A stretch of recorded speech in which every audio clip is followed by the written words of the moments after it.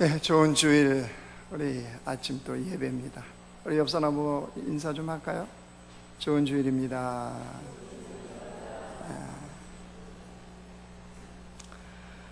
우리 가정의 달이라 가정의 달 지금 설교를 하고 있는데요. 우리 가정이 온전하게 세워지는 것, 또 그 속에 우리 인생이 온전하게 세워지는 것은 다 우리의 소망입니다. 특별히 자녀들이 잘 되기를 바라는 마음, 부모들의 마음 속에 있는 본성인 것 같습니다. 그래서 그 부모님들의 그런 마음을 우리가 어버이날 감사의 표현으로 노래를 했지 않습니까? 나실 제 괴로움 다 잊으시고 기를 제 밤낮으로 애쓰는 마음, 진자리 마른 자리 갈아넣으시고 손발이 다닳도록 고생하시네. 하늘 아래 그 무엇이 넓다 하리요 어버이의 희생은 가히 없어라. 근데 이 가히 없어라 라고 하는 이 뜻은요, 끝이 없다는 말입니다. 끝이 없다는 말. 자녀가 잘 되기를 바라서 그 자녀를 위해서 희생하고 헌신하는 것, 또 가정을 세워가고자 하는 이 부모의 마음은 끝이 없는 헌신, 끝이 없는 사랑, 끝이 없는 희생, 이게 있었다는 겁니다. 왜 그렇게 하는 거죠? 잘 되기를 바라서 그런 거죠. 잘 되기를 바라서. 부모의 마음은, 본성은 어떻게 하면 자녀에게 더 잘해줄까?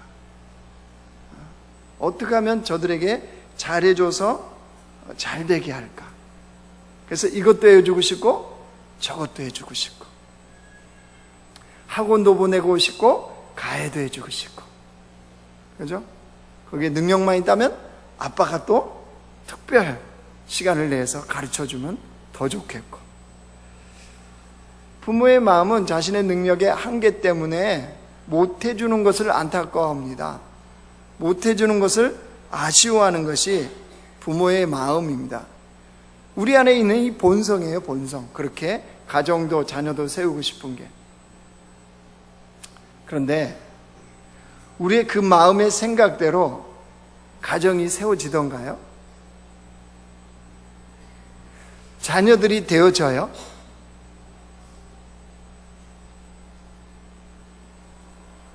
이게 우리의 고민이잖아요.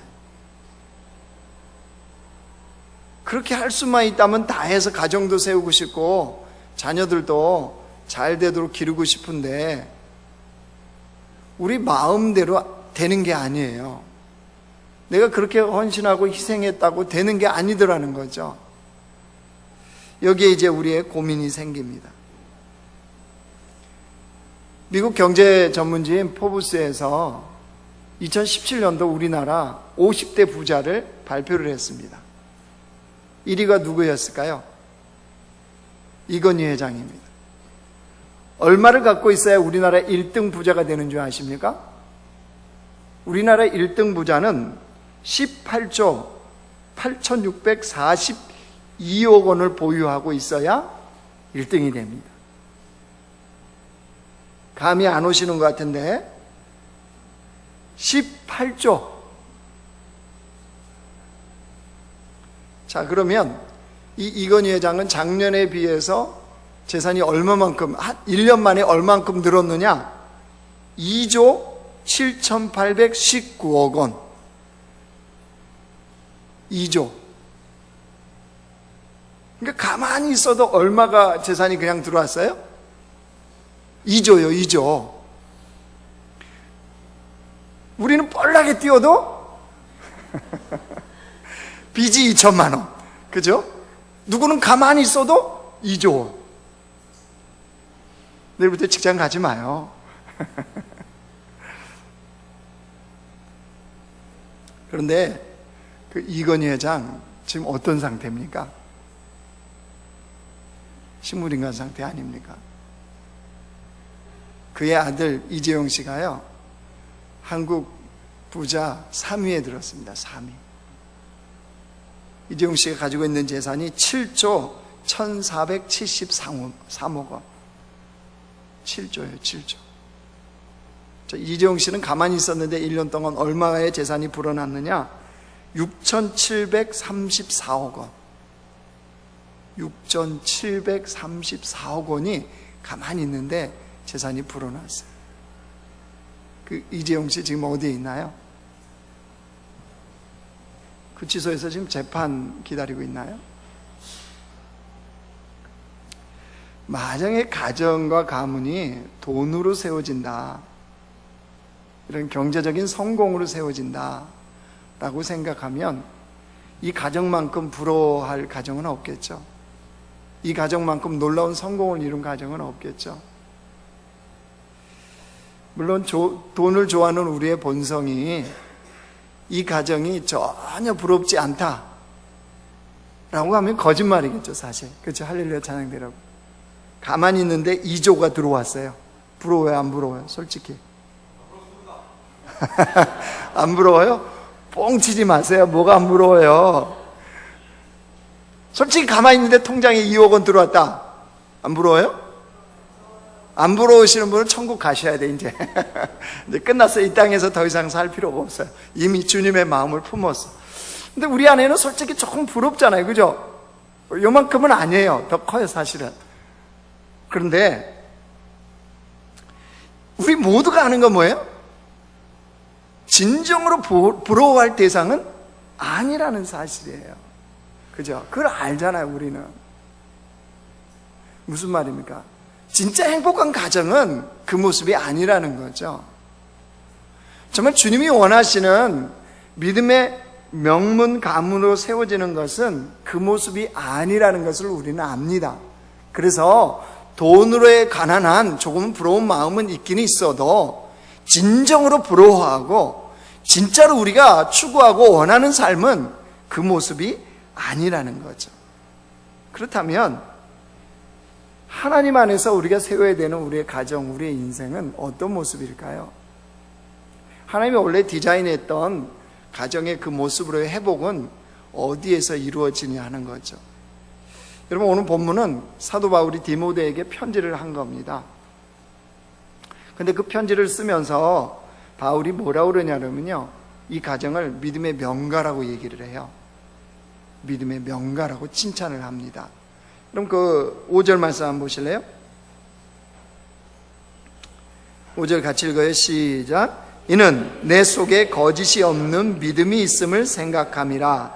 이 믿음은 먼저 내 외조모 로이스와 내 어머니 유니게에 속해 있더니 내 속에 있는 줄을 확신하노라. 디모데의 외할머니가 누구였다고요? 로이스라는 여자였습니다. 그리고 디모데의 어머니는 유니게라는 이름을 가진 여자였습니다. 근데 그 믿음이 외할머니 로이스로부터 어머니 유니게에게, 또 그 어머니 유니게에 있는 믿음이 누구에게요? 디모데에게 그대로 이어졌다는 거예요. 그러니까 믿음의 전수가 이루어진 겁니다. 근데 어떤 믿음이라고 그랬어요? 거짓이 없는 믿음이에요. 거짓이 없는 믿음이 로이스와 유니게와 그 다음에 디모데까지. 그러니까 이 가정과 가문은 거짓이 없는 믿음으로 세워진 가정이라는 거예요. 그러니까 하나님이 이 가정을 우리에게 지금 소개하는 거예요. 이 가정이 믿음의 명가다. 이것이 주님이 디자인하신 가정의 모습이다. 하나님이 원하시는 가정이다 라고 우리에게 이 말씀을 통해서 지금 소개를 해주고 있는 겁니다. 거짓이 없는 믿음이다 라고 하는 헬라어 본문을 봤더니요, 이런 단어를 썼습니다. 아누포크리투 피스테오스. 이게 무슨 말이냐 그러면요, 순수하고 위선이 없는 온전한 믿음. 순수하고 위선이 없는 온전한 믿음으로 세워진 가정이다. 여러분, 하나님이 이 가정을 쓰시겠습니까? 안 쓰시겠습니까? 쓸 수밖에 없죠. 하나님이 이 가정을 기뻐하시겠습니까? 안 기뻐하시겠습니까? 기뻐하죠. 순수하고 위선이 없는 온전한 믿음의 토대 위에 세워진 가정을 하나님이 어찌 기뻐하지 않겠습니까? 어찌 이런 가정을 믿음의 명가로 주님이 세워지지 않겠습니까? 그렇다면 도대체 어떻게 이런 가정이 세워지고 도대체 어떤 사람들이냐 말이에요. 이 사람들이 어떻게 그런 믿음의 명가를 주님 안에서 세우는 거짓이 없는 믿음으로 세운 가정이 될 수 있었느냐는 거죠. 디모데를 소개하는 성경의 첫 소개가 어디서 나오냐면 사도행전에서 나옵니다. 우리 본문을 잡고요. 앞으로 좀 넘겨보실래요? 사도행전 16장으로 한번 와보십시오.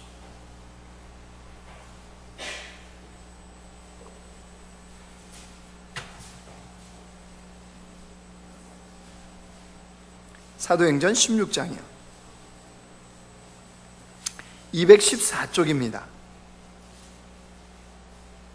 사도행전 16장 1절 우리 같이 읽겠습니다. 시작. 바울이 더베와 루스드라에도 이름에 거기 디모데라 하는 제자가 있으니 그 어머니는 믿는 유대 여자여 아버지는 헬라인이라.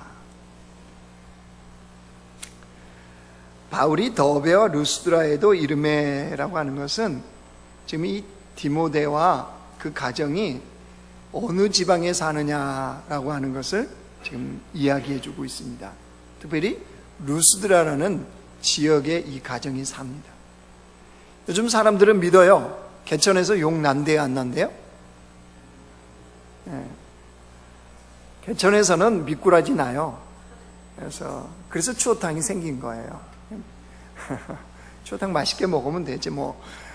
개천에서 용 안 난다, 이걸 믿는 세대예요 요즘은. 그죠? 그러면 루스드라라는 이 지역, 디모데가 태어났고 디모데가 살고 있는 이 루스드라라는 이 지역은요, 우리의 세대로 보면 개천입니다. 개천. 왜냐하면 이 루스드라 지역은 로마 제국 내에 속하긴 속했어요.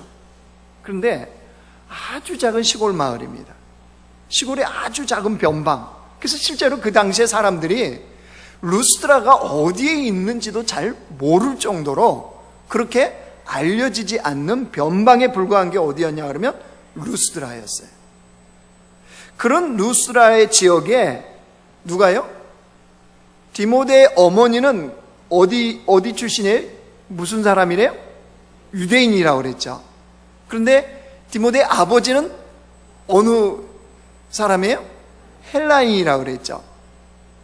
유대인과 헬라인이 만나서 결혼해서 누굴 낳았어요? 디모데를 낳은 거예요. 근데 여러분 그 당시 아시죠? 이스라엘 백성들은 선민의식이 얼마나 철저했는지 모릅니다. 그래서 헬라인, 즉 이방인은 어떤 취급을 했어요? 이방인은 짐승하고 동격 취급을 했습니다.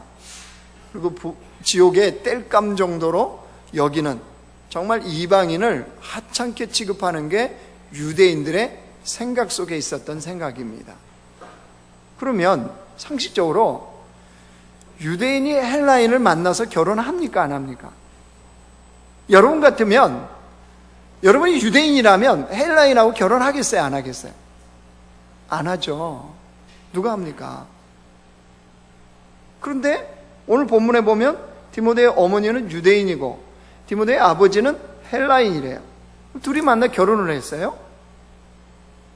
그러면 성경에는 자세히 소개하고 있지 않지만 이 두 사람의 만남과 결혼은 특별한 사연이 있는 거예요. 말 못할, 제가 봤을 때는 좋은 쪽의 사연이 아닌 것 같아요. 이왕이면 유대인이라고 하지 왜 헬라인이라고 하겠어요? 그런데 유대인과 헬라인이 결혼했다는 것은 피치 못할 사정이 있었다는 거죠. 그 두 사람 사이에 디모데가 태어난 거예요. 그러면 요즘으로 얘기하면 디모데는 우리나라의 무슨 가정이에요? 다문화 가정의 아이인 거예요. 다문화 가정의 아이. 아니 지금 이 시대에도 우리나라 뭐 백이민족이니 그러면서 다 아시죠? 우리 백이민족 아니에요. 그죠? 몰라요? 그것까지 가지 맙시다. 그것까지 가면 이상해지겠다. 그러면서 다문화 가정에 대해서 어떻게 합니까? 사람들이 인식이 그렇게 좋나요? 그러면 여러분 그 당시 생각해봐요. 그 당시 유대인과 헬라인이 결혼해서 디모데가 태어난 거예요. 여러분, 그 사회로부터 환영받지 못했을 것은 뻔한 사실이에요. 이게 지금 디모데 가정의 배경이에요, 배경. 근데 성경은 디모데를 어떻게, 그러니까 하나님은 어떻게 소개하고 있는지를 다시 보세요. 16장 1절 다시 보세요. 바울이 더베와 루스드라에도 이름에 거기 디모데라 하는 누가 있으니? 제자가 있으니. 주님의 첫 소개는 디모데를 뭐래요? 제자래요, 제자. 예수님을 따르는 사람. 이게 성경이 말씀하는 디모데의 첫 소개입니다. 그는 예수님을 따르는 제자였다. 근데 헬라어 원문에 보면 이 제자라는 단어 있죠? 이 제자라는 단어의 시제를 보면 미완료형을 씁니다. 여러분, 헬라어에는 독특한 특징이 있어요. 시제를 미완료형으로 쓰면 그 일어났던 동작이, 과거에 일어났던 동작이 지금도 계속적으로 반복되고 있을 때를 나타낼 때 미완료형을 씁니다. 그러면 무슨 말이 됩니까? 디모데가 예수 그리스도를 믿은 후에 그때 놀라운 무슨 은혜를 받고 그때 특별한 은혜를 받아서 그때만 제자로 산 것이 아니고 그때부터 언제까지? 지금까지 계속적으로 예수님을 따르는 제자로 살아오고 있다는 이야기인 거죠. 부럽지 않아요? 그런 아들 두고 있지 않습니까? 두고 싶지 않으세요? 제가 넷째 남은 이 디모데 어떠세요? 너무 부러워요. 자녀가 예수를 믿는 그 순간부터 지금까지 계속적으로 예수님을 따르는 제자로 살아가고 있다. 여러분, 얼마나 부럽습니까? 하나님은 또한 어떻게 보시겠어요? 근데 그것뿐만 아니에요. 자, 2절 말씀 보세요. 사도행전 16장 2절 같이 읽어 시작. 디모데는 루스드라와 이고니에 있는 형제들에게 칭찬받는 자니. 자기가 사는 루스드라에서도 칭찬받았대요. 사람들에게. 선한 행실이 있었겠죠. 근데 그뿐만 아니라 이고니온에서도 칭찬받았다고 그랬죠. 루스드라에서 이고니온까지는 그 당시 45km가 떨어진 그런 지역이었습니다. 그런데 자신의 고향 루스드라뿐만 아니라 이고니온에서도 사람들에게 칭찬받는 자가 누구였다고요? 디모데였어요, 디모데. 근데 참 재미있는 것은 여기 칭찬받는 자 할 때 칭찬받는다라고 하는 헬라어 시제를 봤더니 동일해요. 미완료형을 썼어요. 그러니까 이게 무슨 말이겠어요? 지금 1절, 2절에서 하나님이 디모데를 소개하는데 어떻게 소개하고 있는 거예요? 그는 예수님을 참되게 따르는 참제자라는 거예요. 이게 하나님이 디모데를 지금 우리에게 소개하고 있는 여러분 말씀입니다. 그런데 더 놀라운 거는 이 당시에 디모데가 몇 살이었느냐, 그렇게 예수님을 따르는 참된 제자로 살아가고 있는 디모데가 몇 살이었느냐, 17세에서 18세의 청소년으로 추정하고 있습니다. 여러분, 청소년 17살, 18살 얼마나 하고 싶은 건, 얼마나 놀고 싶은 게 많을까요? 많겠어요, 적겠어요?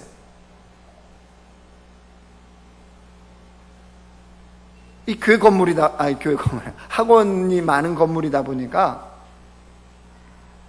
이 중고등학생들하고 이렇게 같이 엘리베이터를 타고 오잖아요. 특별히 요즘 여학생 아이들이요, 왜 이렇게 화장을 이게 화장해 놓은 거는요, 완전 성인이에요, 성인. 교복만 안 입었으면 이게 아가씨인지 학생인지를 구분을 못 하겠어요. 그만큼 애들이 화장하는 걸 좋아하는 거예요. 이상해요, 안 이상해요? 예? 속 터지지만 이상해요, 안 이상해요? 안 이상해요. 우리 집에 계신 그분도 엄마 몰래 뭐 화장품도 발라보고 막 다 그러셔요, 요즘은. 이상한 거 하나도 없어요. 그럼 디모데라고 안 그랬을까요? 청소년. 얼마나 하고 싶은 거, 놀고 싶은 거, 이거 얼마나 많았겠어요. 제 집에 두 아들이 있는데, 한 아들은 군대를 갔고, 한 아들은 지방대학에 있는 기숙사에 들어가 있잖아요. 그래서 가끔 아이들이 집에 올 때가 있습니다. 집에 올 때가 있으면 부모의 마음은 어때요? 야, 오래간만에 오니까 좀 대화도 나누고 이런 시간도 갖고 싶고 이런 음식도 먹이고 싶고, 그게 이제 부모의 마음이잖아요. 근데 두 분께서는 얼마나 바쁘신지 모릅니다. 집에 오면 첫 상봉을 합니다. 얼굴은 봐요. 그 다음부터 얼굴 보기가 힘들어집니다. 떠나는 날 다시 얼굴을 상봉합니다. 그래서 우리가 가족이었구나, 원래 집에 왔었지 라는 걸 그날 다시 실감하고 이제 보내는 겁니다. 왜 그렇죠? 애들이 문제 있는 애들이죠? 아니요. 청소년들의 지극히 당연한 삶이에요. 친구도 만나고 여기도 가고 싶고 이것도 하고 싶고, 그게 당연한 거죠. 여러분, 디모데라고 달랐겠어요? 그 당시에 스마트폰이 없었으니까 뭐 놀 게 없었다고요? 아니요. 우리 어렸을 때 놀 게 없었습니까? 무엇을 갖고 노느냐의 차이지 얼마나 하고 싶은 게 많았겠습니까? 그런데 디모데는 달랐어요.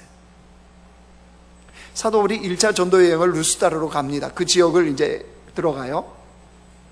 들어갔을 때 디모데가 바울이 전한 복음, 즉 예수 그리스도를 듣고 받고 영접하고 예수를 믿는 그리스도인이 됩니다. 근데 그렇게 예수님을 믿었어요. 디모데가 바울이 전한 복음을 통해서 믿었는데, 믿은 그 당시에 디모데가 본 게 있어요. 본 게. 뭘 봤느냐? 예수님을 믿는다는 것이 얼만큼 만만치 않은지를 똑똑히 봤어요. 누구를 통해서요? 바울을 통해서요. 여러분, 바울이 루스다르에 복음을 전하고 나서 어떤 일이 벌어졌는 줄 아세요? 우리 사도행전 14장 앞으로 좀 넘어가고 있어요.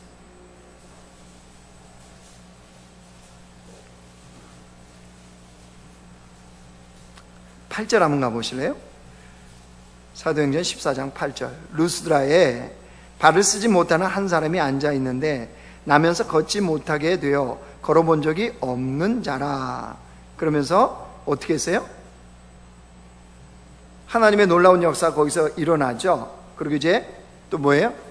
거기 또 복음을 전하죠. 그러고 났는데 어떤 일이 벌어졌느냐 그러면요, 여러분 19절 가보세요. 19절 같이 읽어요. 시작. 유대인들이 안디옥과 이고니온에서 와서 무리를 충동하니 그들이 돌로 바울을 쳐서 죽은 줄 알고 시외로 끌어내치니라. 복음을 반대하는 유대인들, 즉 사도 바울을 쫓아다니면서 기회만 틈타면 바울을 죽이려고 했던 사람들이 그 동네 루스드와 이고니온에 있는 사람들을 충동해서 어떻게 했다는 거예요? 돌로 쳐 죽였다는 거예요. 돌에 맞은 바울이 죽은 줄 알고 사람들이 성 밖으로 내버렸어요. 근데 바울이 그때 툴툴 털고 일어나죠. 하나님의 은혜로. 사실은 죽은 건데 하나님이 살리신 거예요. 그러면 예수 그리스도의 그 복음을 받아들인 디모데가 지금 무엇을 보고 있는 거예요? 자기 눈앞에. 자기 예수님을 믿고 그리스도인이 되었어요. 지금 자신의 눈앞에 펼쳐지는 게 어떤 일입니까? 그리스도인이 되어서 산다는 것은 자칫 목숨을 걸어야 되는 일이구나 라고 하는 것을 디모데가 똑똑히 본 거죠. 바울을 통해서 복음은 받아들였지만 바울에게 일어난 사건을 보면서 똑똑히 본 거예요. 지금 내가 살아가는 시대에는 예수 그리스도를 믿는 것, 그리스도인으로 살아가는 것은 목숨을 걸어야 되는 일이 될 수도 있구나 라는 것을 똑똑히 목격한 거예요. 근데 그걸 보고도 디모데가 어떤 삶을 살았다고요? 예수님을 따르는 참된 제자의 삶의 발걸음을 멈추지 않았다는 거예요. 그런 디모데를 다시 16장으로 넘어와 보세요. 사도행전 16장 3절 보세요. 3절 16장 3절 같이 읽어 시작. 바울이 그를 데리고 떠나고자 할새 그 지역에 있는 유대인으로 말미암아 그를 데려다가 할례를 행하니 이는 그 사람들이 그의 아버지는 헬라인 줄 다 알미러라. 바울이 누굴 데려간대요? 디모데를. 왜요? 하나님 나라의 동역자로, 일꾼으로 그를 데려가는 거예요. 이후에 바울이 있는 곳에는 항상 디모데가 있어요. 바울이 복음을 전하고 주의 나라를 이루고 하나님의 영광의 역사를 나타내는 현장에 항상 누구가 있었다고요? 디모데가요. 그래서 바울은 그 디모데를 무엇이라고 불러요? 사랑하는 아들. 하나님의 나라를 위해서 자신의 아들로 삼아요. 누가요? 사도 바울이. 여러분, 우리의 아이들이 이런 사람으로 자라난다. 상상만 해도 근사하지 않습니까? 이런 사람이 영적 거인 아니겠어요? 이런 사람이 하나님이 원하는 사람 아니겠습니까? 그렇다면 어떻게 디모데는 이런 하나님의 사람으로 세워지는 것이 가능했느냐? 아니, 이 디모데의 가정은 도대체 어떻게 이런 믿음의 명가로 세워지는 것이 가능했냐는 거죠. 우리가 오늘 디모데후서 1장에 분명히 5절에 읽었어요. 이 가정은 어떤 믿음이라고요? 거짓이 없는 믿음. 외할머니 로이스나 어머니 유니게나 디모데나 다 거짓이 없는 믿음. 즉 할머니로부터 어머니로부터 그렇게 거짓이 없는 믿음을 이어받은 믿음의 명가로 이 가정이 세워졌다는 거죠. 어떻게 가능했을까요? 디모데가 바울의 1차 전도 여행에서 복음을 받아들였듯이 그 외할머니 로이스나 어머니 유니게나 다 바울이 1차 전도 여행에서 루스드라를 들렸을 때 그때 복음을 받아들이고 예수님을 믿게 되었습니다. 그 이후에 외할머니 로이스와 어머니 유니게가 어떤 삶을 살았을 것 같습니까? 어떤 삶을 살았을까요? 자, 외할머니 로이스의 입장에서 한번 생각해 보죠. 외할머니 로이스. 자신의 사랑하는 딸 유니게가 인생에서 피치 못할 사정으로 헬라인과 결혼을 했습니다. 자료에 의하면 디모데의 아버지는 일찍 돌아가셨다고 그래요. 그런 바람에 이 유니게는 일찍 과부가 되었습니다. 그 딸 유니게를 바라보는 어머니 로이스는 어떤 마음이었겠습니까? 더구나 거기에 태어난 외손자 디모데가 있습니다. 그 당시의 사회로부터 별로 인정받지 못하는 그런 디모데입니다. 딸을 바라보는, 외손자를 바라보는 이 로이스의 마음은 어떠했겠습니까? 바울이 전한 복음을 통해서 예수 그리스도를 믿은 이후에 이 딸을 위하여, 이 외손자를 위하여 이 외할머니 로이스가 얼마만큼 간절하게 딸을 위하여, 외손자를 위하여 기도했을까요? 그 어느 누구도 책임져 줄 수 없고 돌봐줄 수 없는 이 딸과 외손자를 위해서 자신이 믿는 하나님이 책임져 주시고 하나님께서 사용해 달라고 얼마만큼 외할머니로서 이 두 사람을 위해서 기도했겠습니까? 어머니 유니게 입장에 한번 보죠. 아들이라고 달랑 하나 낳았습니다. 근데 아버지가 없는 그 아들로 이 아들이 자라나요. 복음을 받아들인 예수를 믿은 어머니 유니게 입장에서 이 아들 디모데를 위해서 얼만큼 간절히 기도했을까요? 인간의 부모로서의 그 본능의 마음을 위해서 신앙 안에서 얼만큼 이 아들 디모데를 하나님 나라에 주님이 책임지시고 주님이 써달라고, 주님의 제자로 자라날 수 있도록 해달라고 얼만큼 간절히 기도했겠을까요? 당연하지 않겠어요? 할머니라면, 어머니라면 당연히 하지 않았겠어요?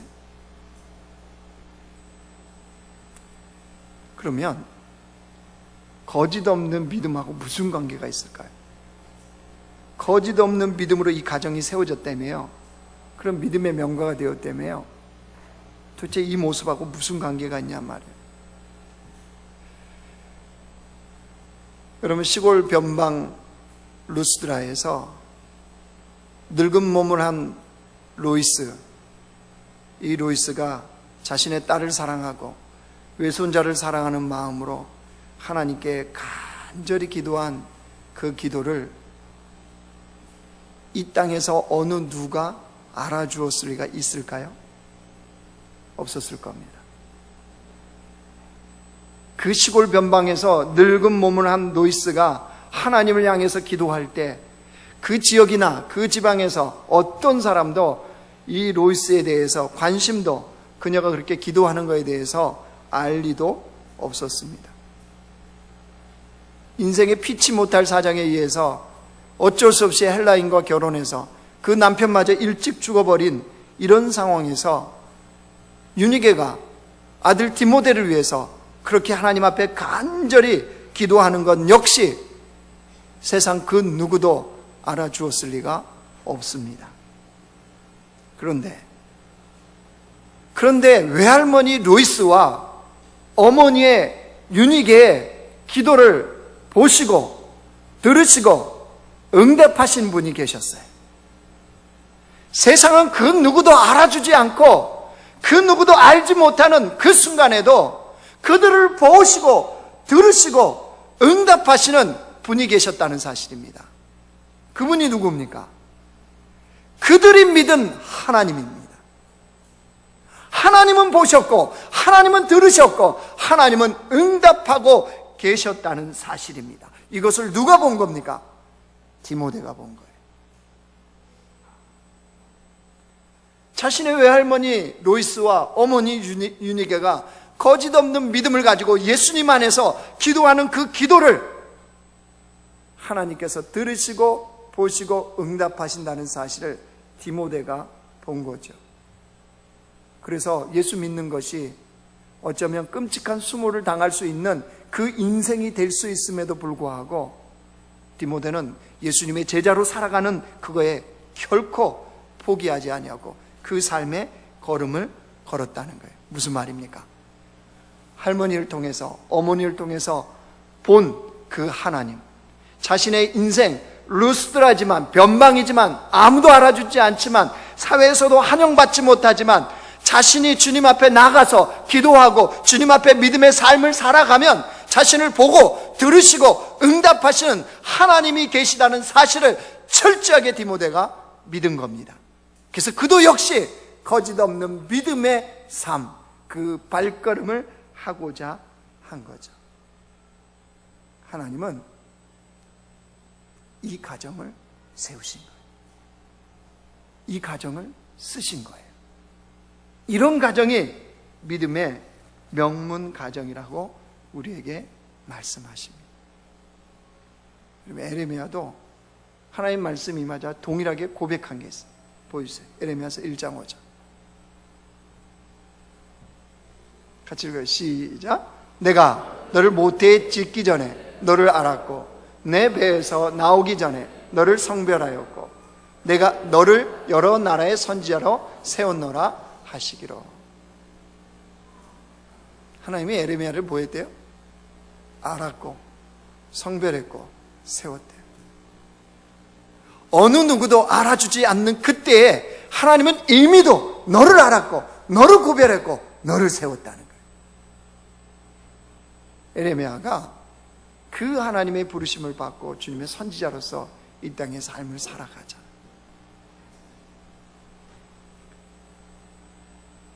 하나님 우리를 아세요? 아세요. 우리가 주님 앞에 하는 기도를 들으세요? 예, 들으세요. 세상에서는 아니 가장 가까이 있는 가족조차도 내 마음, 하나님을 향한 나의 믿음의 발걸음 알아주지 못할 때가 있어요. 세상에서 내가 하나님의 말씀대로 지켜 행하기 위해서 그 발걸음을 할 때에 세상은 다 몰라줄 수 있어요. 어느 한 사람, 내가 믿음을 지켜 행하고자 하나님의 말씀을 따라가고자 하는 그 마음을 몰라줄 수 있어요. 그런데 누구는 보시고 누구는 알아주세요? 하나님은 보시고, 하나님은 알고 계시고, 하나님은 들으시고, 하나님은 응답하신다는 사실이에요. 사랑하는 성도 여러분, 거짓이 없는 믿음으로 살아간다는 것은 하나님이 이미도 보시고 이미도 알고 계시다는 사실을 믿을 때 가능해집니다. 그럴 때 그런 백성들은 철저하게 하나님 앞에서, 하나님 앞의 삶을 의식하며 이 땅을 살아갑니다. 하나님은 그런 자를 기뻐하시고 그런 자를 사용하십니다.